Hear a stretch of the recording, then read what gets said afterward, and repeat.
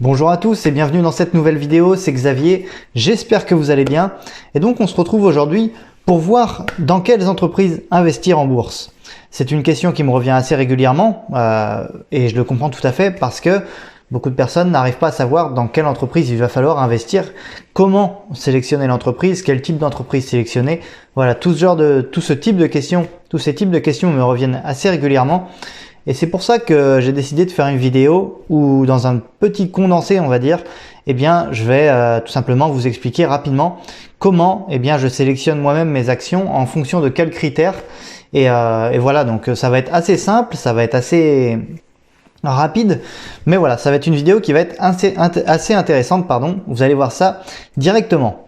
Avant même de commencer, je vous invite vraiment à prendre des notes, à prendre un calepin, un stylo ou bien du traitement de texte sur Word ou sur ce que vous voulez. Et comme ça, en fait, l'avantage de prendre des notes, c'est que vous pourrez ressortir à n'importe quel moment vos notes et donc savoir ce que j'avais dit dans cette vidéo. Si jamais vous voulez en savoir plus, vous pouvez également aller dans la description de cette vidéo. Vous aurez accès à 4 vidéos offertes. Ça expliquera mieux que dans cette vidéo. Les 4 vidéos vous expliqueront comment analyser une action, comment analyser une entreprise, quel type de compte ouvrir, comment analyser le marché et voilà, de nombreuses autres choses. Donc tout ça, c'est dans la description de la vidéo. Donc on va directement entrer dans le vif du sujet. Donc je rappelle le titre et le thème de cette vidéo, c'est comment choisir l'entreprise dans laquelle on va investir. Donc, eh bien tout simplement, ça va être le premier élément que l'on va regarder, c'est en fonction de vos objectifs. C'est-à-dire, qu'est-ce que vous attendez? Vous allez sélectionner une entreprise en fonction des objectifs que vous souhaitez atteindre. Soit vous voulez booster vos performances, soit vous voulez vous créer des revenus passifs, c'est-à-dire que vous voulez peut-être avoir moins de performances que quelqu'un qui va faire du trading par exemple, mais par contre vous souhaitez passer très peu de temps sur l'analyse de vos actions et passer très peu de temps à arbitrer votre portefeuille, à gérer votre portefeuille d'actions. Donc là, ça va être plutôt de l'objectif de revenu passif, c'est-à-dire que vous allez acheter des actions pour tout simplement recevoir des dividendes par exemple. C'est la stratégie que j'utilise personnellement, c'est-à-dire que j'achète des actions et je les conserve indéfiniment et comme ça, très régulièrement, je reçois des dividendes, ce qui fait que je peux soit réinvestir cet argent, soit m'en servir pour tout simplement me faire un salaire et voilà, vivre des dividendes. Donc ensuite, le troisième objectif, on va dire, ça va être préparer sa retraite, c'est-à-dire en fait se constituer un patrimoine, un capital, et donc c'est une sorte de garantie, on va dire, ça va permettre d'avoir une somme d'argent de côté. Ce qu'on pourrait dire de l'épargne, mais en bourse on n'appelle pas ça de l'épargne parce que c'est un capital soumis à risque, c'est-à-dire que c'est pas de l'argent qu'on est censé récupérer, c'est-à-dire que quand on met de l'argent en bourse, on peut considérer que l'on peut tout perdre. Donc, on ne va pas considérer ça comme de l'épargne, mais plutôt comme du capital. Et ensuite, le dernier objectif, ça peut être tout simplement l'indépendance financière, c'est-à-dire que l'on va acheter des actions dans le but, pareil, de se créer un revenu.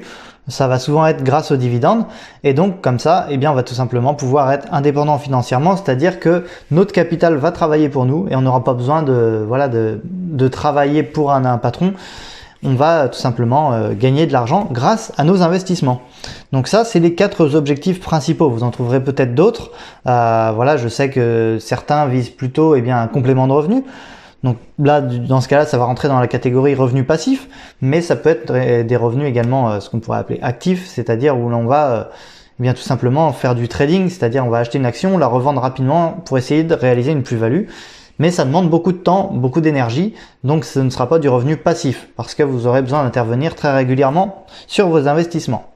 Donc ça, c'était pour les objectifs. Et en fait, une entreprise, l'entreprise dans laquelle vous allez investir, vous allez la sélectionner en fonction de cet objectif. Si vous souhaitez avoir de grosses performances, c'est-à-dire avoir un rendement important, vous allez plutôt investir dans des entreprises risquées à forte comment on appelle ça, objectifs de croissance, qui ont des objectifs de croissance très importantes. Une entreprise qui a un objectif de croissance très important, dans ce cas-là, si l'entreprise grossit rapidement, l'action logiquement devra prendre beaucoup de valeur. Mais tout ça, ça implique d'énormes risques parce que si l'entreprise tout simplement pas explose, mais si au contraire, je veux dire, elle grandit trop vite et qu'elle ne fait pas attention à ses dépenses ou tout simplement à certains autres facteurs de risque, elle risque au contraire de rapidement faire faillite. Et dans ce cas-là, eh bien, l'action que vous avez risque de perdre beaucoup de valeur. Donc là, on va passer directement à la diapositive suivante. Donc le deuxième critère, ça va être le risque. Ça, c'est quelque chose qui intéresse beaucoup de personnes, c'est savoir est-ce que c'est risqué d'investir en bourse. Eh bien, tout simplement, ça va dépendre de votre stratégie. Moi, personnellement, la stratégie que j'utilise, donc qui est d'acheter des actions et de ne pas les revendre, c'est-à-dire de me créer un portefeuille d'actions, eh bien, en fait, il n'y a pas un grand risque puisque ces actions, je les achète et je ne les revends pas. Donc, il n'y a pas un risque de moins-value dans le sens où je les revends pas. Une moins-value, ça va être si on revend l'action, on l'achète 80 €, on la revend 60, on fait une moins-value de 20 €. Mais par contre, si on achète l'action 80 € et qu'on la revend pas, même si elle tombe à 60 €, en soi, on aura perdu, c'est ce qu'on appelle une moins-value latente, mais il n'y aura pas de moins-value définitive. Tant qu'on ne vend pas, on n'a pas de moins-value. Donc en fait, moi j'achète une action, qu'elle prenne de la valeur ou qu'elle en perde, je m'en fiche. Tout ce que je veux, c'est percevoir des dividendes. Donc en fait, eh bien, il n'y a pas de risque à proprement parler. Par contre, dans ce qui est de l'investissement sur le court terme ou le moyen terme, donc ce que j'appelle dans la diapositive les gains rapides, eh bien, il va y avoir un risque plus important parce que comme je l'ai expliqué juste avant, eh bien, imaginons que vous achetez une action d'une entreprise parce que vous avez entendu dire qu'elle va se développer dans un nouveau pays, qu'elle va créer une nouvelle activité, qu'elle va lancer une nouvelle marque. Eh bien, là, il y a un risque parce que, voilà, quand on se développe à l'international, par exemple, eh bien, il y a un risque de non-retour sur investissement. C'est-à-dire que si le développement international ne marche pas, eh bien, vous aurez investi, l'entreprise aura investi 15 millions d'euros et il n'y aura pas de retour sur investissement. Et à ce moment-là, eh bien, en fait, elle va réaliser d'importantes pertes et donc, l'action va, par conséquent, perdre de la valeur. Donc, c'est qui tout double, en fait. Ce genre d'investissement, c'est qui tout double. Soit vous réalisez une grosse plus-value, soit vous réalisez une grosse moins-value. Donc, il faut savoir peser le pour et le contre. Moi, personnellement, eh bien, je me suis dit, je veux pas stresser, je veux pas investir en bourse pour stresser. Donc, j'achète des actions. Je considère que c'est une dépense, on va dire. En fait, je mets mon argent dans l'entreprise. Je me dis, je le récupérerai dans 10 ou 15 ans. Je récupérerai ce qui restera. Souvent, les entreprises, en fait, grâce à l'analyse que je réalise, prennent de la valeur. Les actions prennent de la valeur. Donc, en fait, je sais que je vais réaliser une plus-value, mais c'est pas pour autant que je vends. Tant que l'entreprise se porte bien et tant qu'elle réalise des bénéfices et qu'elle verse des dividendes, eh bien, je garde cet argent dans l'entreprise et tout simplement, j'encaisse des dividendes qui, eux, sont réinvestis soit dans d'autres entreprises, soit dans la même entreprise, soit, eh bien, je les retire ces dividendes et je m'en sers pour acheter ce que je veux. Donc en fait, c'est vraiment ça, c'est la part de risque. En fait, c'est quelque chose qui va être déterminant pour vos investissements et pour la sélection des entreprises. Soit vous allez sélectionner des grosses entreprises très solides qui vont verser des dividendes assez importants, mais en fait le gain va être moins important. Soit vous voulez des gains rapides et importants, mais dans ce cas-là, il va falloir accepter une prise de risque beaucoup plus importante. Et dans ce cas-là, vous allez vous diriger vers des plus petites entreprises à plus forte possibilité de croissance, à plus forte perspective de croissance. Mais voilà, faut toujours mesurer le risque et faut investir, faut sélectionner les entreprises en fonction de ce risque. Donc ensuite, l'élément suivant, donc là vraiment, oui, comme j'ai mis dans la diapositive, entrons dans le vif du sujet, parce que le titre de cette vidéo, c'est comment sélectionner une entreprise, dans quelles entreprises investir. Mais en fait, là pour l'instant, je parlais des critères assez extérieurs, c'est-à-dire qui vont dépendre de nous et pas de l'entreprise. Là, on va s'intéresser vraiment, eh bien, à comment sélectionner une entreprise. Donc en fait, si vous souhaitez investir sur le court terme, on va s'intéresser à la valorisation de l'action. C'est-à-dire, en fait, ce que l'on va vouloir, c'est que l'action de l'entreprise, eh bien, prenne de la valeur indépendamment, en fait, de l'activité de l'entreprise en elle-même. C'est-à-dire qu'on va acheter une action, tout ce qu'on veut, c'est qu'elle prenne de la valeur. Donc, on va s'intéresser à l'actualité de l'entreprise, à la tendance, c'est-à-dire si l'action de l'entreprise prend de la valeur, si elle est plutôt sur un cycle haussier ou baissier. Et ensuite, on va spéculer, c'est-à-dire qu'on va acheter l'action en espérant qu'elle prenne de la valeur. Donc ça va être l'investissement sur le court terme. Et l'investissement sur le long terme, en fait, pour sélectionner une entreprise, eh bien, on va s'intéresser réellement à l'entreprise. Là, si vous avez compris, en fait, l'investissement sur le court terme, on va s'intéresser, en fait, on va investir dans une entreprise, mais on va s'intéresser à l'action de cette entreprise. Sur le long terme, on investit dans une entreprise, on s'intéresse à l'entreprise. Et donc, eh bien, dans le cas de l'investissement sur le long terme, on va surtout s'intéresser à la croissance de l'entreprise, c'est-à-dire est-ce que son chiffre d'affaires augmente bien que le chiffre d'affaires, pour moi, c'est un indicateur un peu subjectif parce que c'est le montant des ventes de l'entreprise. Mais les ventes, ça ne signifie rien si à côté, on ne sait pas ce qu'elle dépense pour réaliser ces ventes. Donc en fait, on va surtout s'intéresser à la croissance du résultat de l'entreprise, de son bénéfice ou de sa perte. Mais dans le cas d'une perte, on ne va pas forcément investir dans cette entreprise. Donc on va s'intéresser vraiment à la croissance des indicateurs de l'entreprise et surtout à la valorisation du dividende. C'est-à-dire que là, pour savoir dans quelle entreprise on va investir, on va s'intéresser en fait au dividende qu'elle verse et surtout savoir si cette entreprise est en capacité de verser un dividende de plus en plus important. C'est-à-dire qu'on va, en fait, on va vouloir avoir une croissance de nos revenus. On va mettre de l'argent dans l'entreprise. Une année, on va percevoir 100 euros de dividende. On voudrait que l'année prochaine, on touche 120 euros, 130 euros, 140 euros.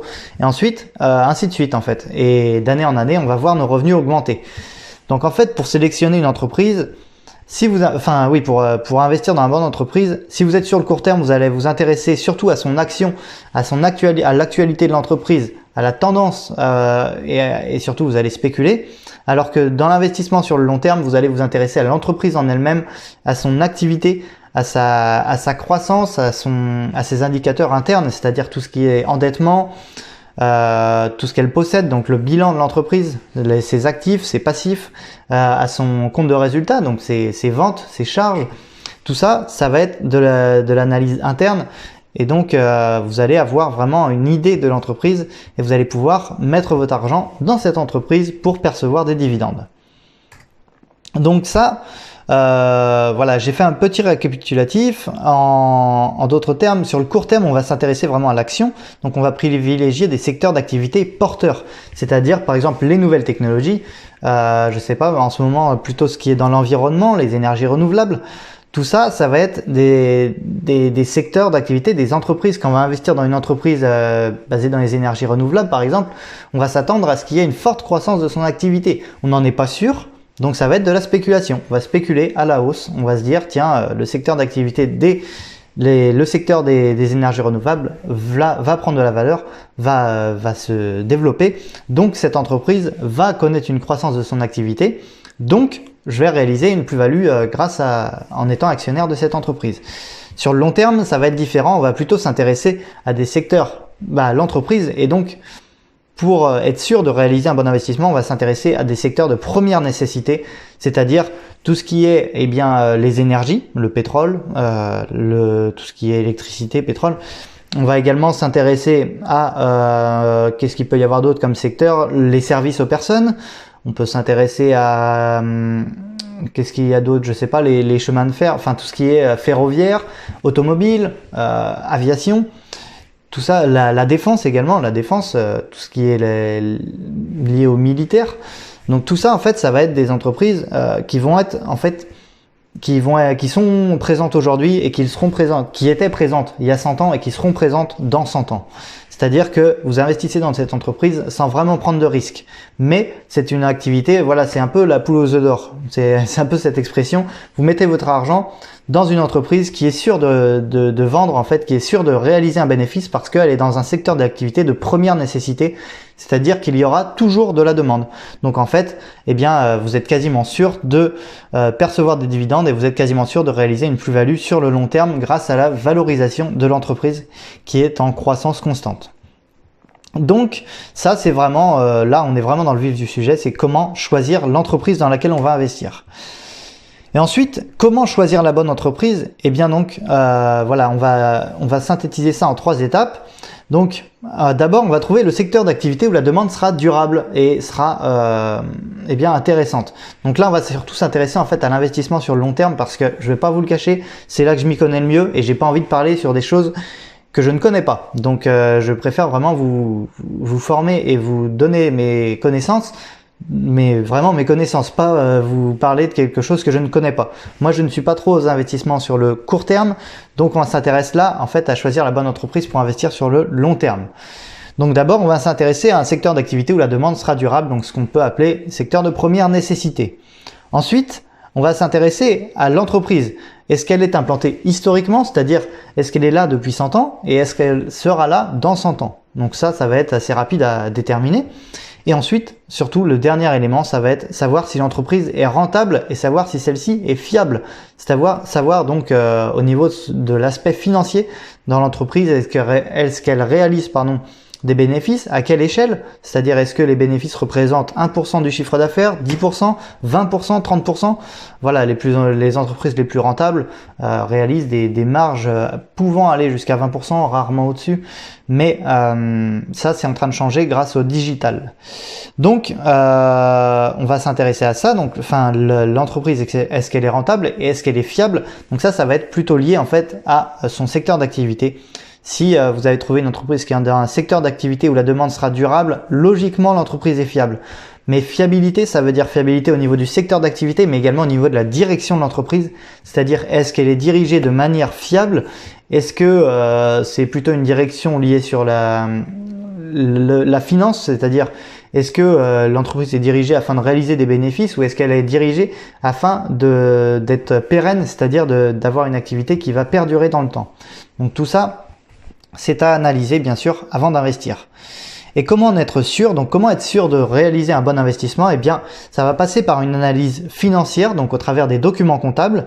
Ensuite, on va passer par une analyse concurrentielle afin de savoir si l'entreprise dispose d'avantages concurrentiels ou non.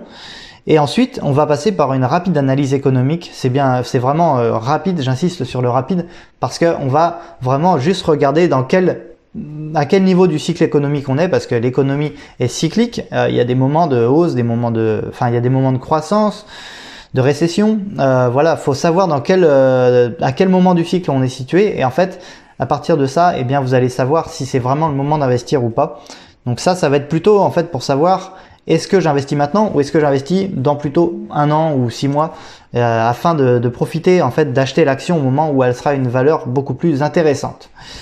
Et tout ça, si vous voulez vraiment en savoir beaucoup plus, je vous invite vraiment à aller dans la description de cette vidéo. Vous aurez beaucoup plus d'informations. Ce sera beaucoup plus clair, beaucoup plus approfondi et vous aurez beaucoup plus de connaissances à la fin des 4 vidéos offertes dans la description de cette vidéo. Alors, tout d'abord, eh bien, je vous remercie d'avoir suivi cette vidéo. J'espère vraiment qu'elle vous aura plu, qu'elle vous aura permis de savoir concrètement comment on analyse une entreprise, pardon.